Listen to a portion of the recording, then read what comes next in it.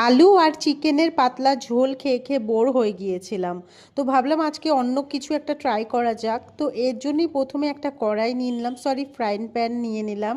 তো ওর উপরে আমরা দিয়ে দিলাম তেল, তারপরে আমরা দিয়ে দিলাম কিছু গোটা গরম মশলা।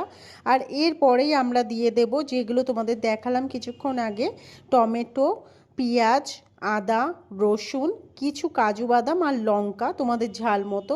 তো এইগুলোকে ভালো মতো করে মিশিয়ে নুন দিয়ে কিছুক্ষণ টস করে নিতে হবে, যতক্ষণ পর্যন্ত একটু হালকা ব্রাউন ব্রাউন কালারের হচ্ছে। দেন যখন এটা হয়ে যাবে হালকা ব্রাউন কালারের, দেন তারপরে আমরা এটাকে মিক্সি জারে রেখে ঠান্ডা করতে দেব।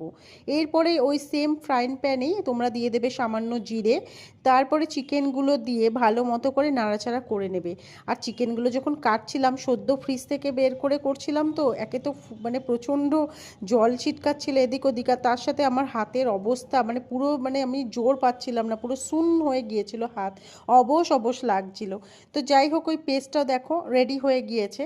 দেন তারপরে আবার ওই চিকেনগুলো তুলে রেখে দিয়েছিলাম, তেলের মধ্যে একটু গোটা গরম মশলা ফোড়ন দিয়ে, সামান্য কিছু পেঁয়াজ দিয়ে, আর একটু আদা কুচি আর একটুখানি রসুন কুচি দিয়ে, হলুদ আর তার সাথে জিরে গুঁড়ো, ধনে গুঁড়ো আর কাশ্মীরি লাল লঙ্কার গুঁড়ো দিয়ে ভালো মতো করে না এটাকে তোমরা নাড়াচাড়া করে নেবে। হ্যাঁ, এর মধ্যে তোমরা একটুখানি নুনও দেবে, নুন দিতে ভুলে যাবে না। তো ভালো মতো করে নাড়াচাড়া করে নেবে, যখন একটু হালকা কালার ছেড়ে আসবে, দেন তারপরে তোমরা ওর মধ্যে দিয়ে দেবে ওই চিকেনের পেস্টটা। আমি এই ফ্রাইং প্যানে করতে করতে না ভাবলাম ওখানে হবে না হয়তো, তো আমি কড়াইতে আবার এটাকে ট্রান্সফর্ম করে নিলাম। দেন তারপরে এই পেস্টটা তোমরা এর মধ্যে দিয়ে দেবে। পেস্টটা দেওয়ার পর না ভালো মতো করে এটাকে কষতে দেবে যতক্ষণ এই পেস্টের মধ্যে থেকে তেল ভাবটা বেরিয়ে আসছে। যখনই দেখবে এই পেস্টের মধ্যে থেকে তেল ভাবটা বেরিয়ে আসছে, ওখানে একটু দিয়ে দেবে চিনি। আর আমি যে কোনো রান্নাতে চিনি দিই, কারণ চিনিই একমাত্র যে রান্নাটাকে ব্যালেন্স করে। তো যাই হোক, তারপরে এই ভাজা চিকেনগুলো এর মধ্যে ভালো মতো করে দিয়ে মিশিয়ে নেবে। আর নেওয়ার পরে একটু একটু করে জল দিতে থাকবে। তারপরে একটু বেশি জল দিয়ে তোমরা যে যেরকম গ্রেভি খাবে সেই পরিমাণ মতো জল দিয়ে এটাকে ভালো মতো করে ফুটতে দেবে।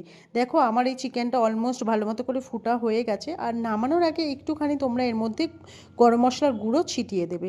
দেন দেখো রেডি হয়ে যাবে চিকেনের এই সুন্দর রেসিপিটা। আর এটা তোমরা রুটির সঙ্গে এনজয় করতে পারো।